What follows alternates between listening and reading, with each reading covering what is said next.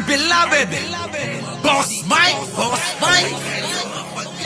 Cervera.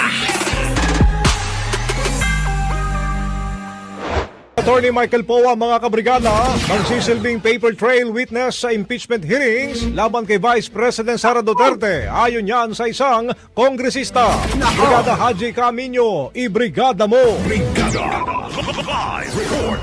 Mahalaga para kay Lanao del Sur Representative Zia Alonto Adyong ang magiging presensya ni dating Department of Education Chief of Staff Attorney Michael Poa sa impeachment hearings laban kay Vice President Sara Duterte. Kita nyo, ito yung parang lahat yata, ito yung 16 eh. Sabi ni Sara, nagyayabang, di ba? 16, anong 99 pesos? 99 pesos, basta yun, na makikita mo doon, 99. Oh, eto na si Spade, mga kababayan, ha? Hindi nyo ba napapansin, mga kababayan? Etong si Spade, mga kababayan, siya tagapagsalita, siya magiging witness, siya yung abogado. Lahat pinakyaw nito, ano? Mukhang malaki pinapasweldo ni Sara dito. Hindi pa natin nakikita yung ibang abogado, ano? Asan na kaya yun, mga kababayan? Yung 16. Oo. Sila Torion, hindi naman abogado ni Sara. Parang sinasabi ni Sara, yun saling pusa. Ngayon, mga kababayan ko, ang tanong, eto na. Si Poa lang ba ang pahaharapin talaga ni Sara? Grabe, no, mga kababayan ko. Sa palagay nyo, si Poa lang ba? Ayon kay Adyong, si Poa ang posible Tingnan, ang gara ng itsura, no? Ewan ko, ayoko mamintas ngayon. Oo, ayoko mamintas.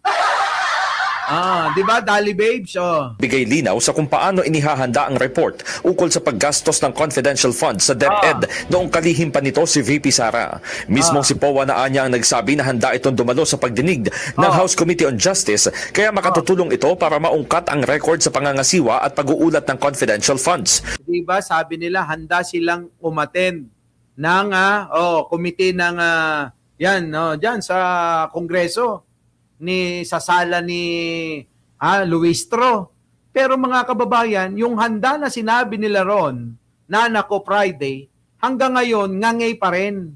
At ngayon nga mga kababayan, may bago silang pahayag. Ang pahayag nila, Tina Reyes, Red Canuts, Alicia Duran, ang pahayag nila, Senado na lang daw sila. Doon na lang daw sila dadalo.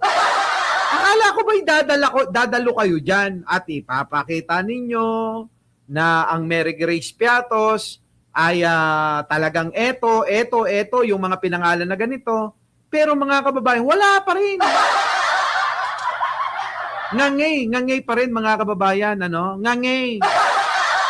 Hindi pa rin natin nakuha mga kababayan yung gusto nating sagot. Kasi nga ayaw dumalo sa Kongreso. Tuloy. Paliwanag dito, nasa central position ng abogado para mailahad ang paper trail sa presentation ng confidential fund. Lalo't inamin niya sa mga nakalipas na pagdinig noong 19th Congress na siya ang naghahanda ng report sa utilization ng nabanggit na pondo. Naku, patay ka. Ikaw pala naghahanda. Ngayon, gigisahin ka. Diba? Oo, Janet, gigisahin to ngayon. Tama ka, Catherine Galpo. Katapat halos ng Hortaleza.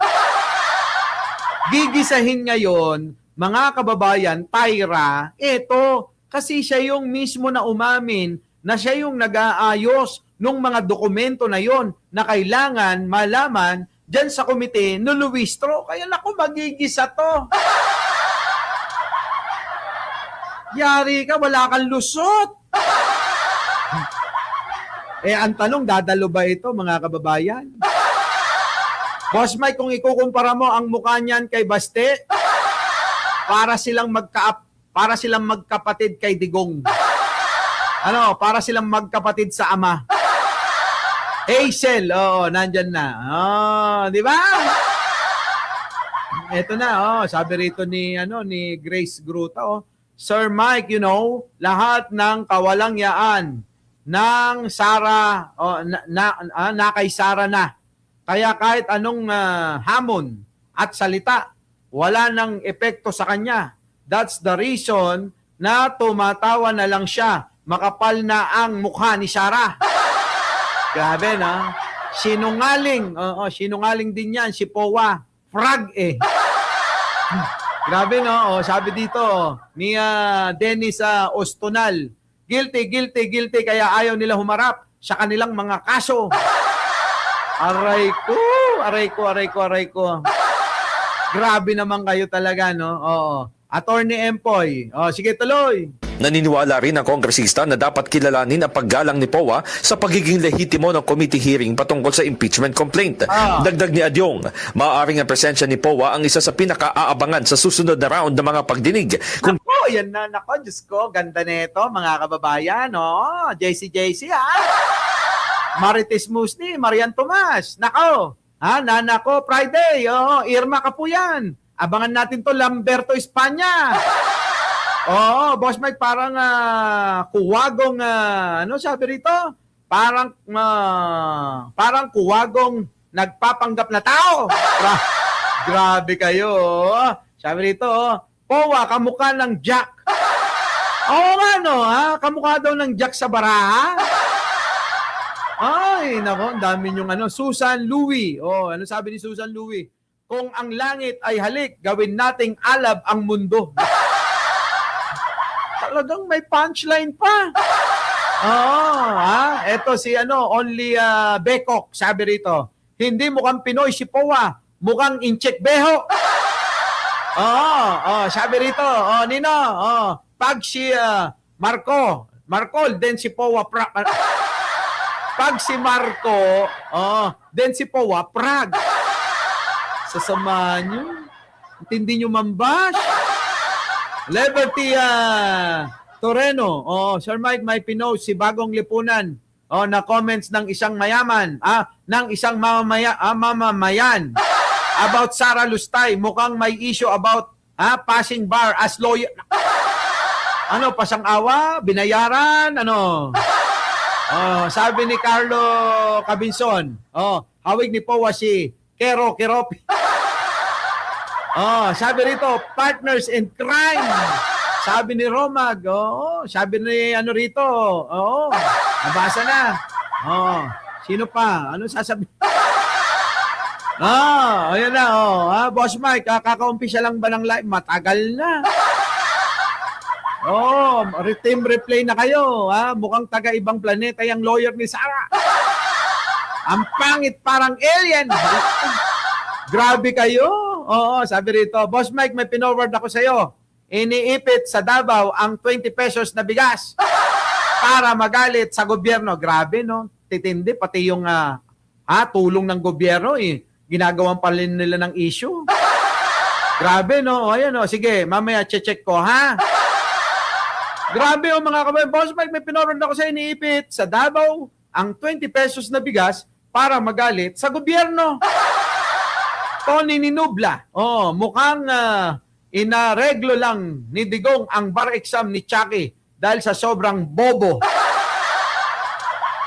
Intindi nyo talaga, no? Sige, tuloy. Gagamitin ng mga mambabatas ang testimonya nito para iugnay ang records, reports at mga desisyon na may kinalaman sa confidential funds. Nako, patay ka, Powa. Mukhang ikaw ang napagdiskitahan na, Tato. Late ka na. Diba? Boss Mike, sabi ni Mona Luis, Boss Mike, ang bagoong, itago mo man sa baol, sisingaw pagdating ng panahon. True! Sinabi mo pa, di ba? Totoo yan. Grabe.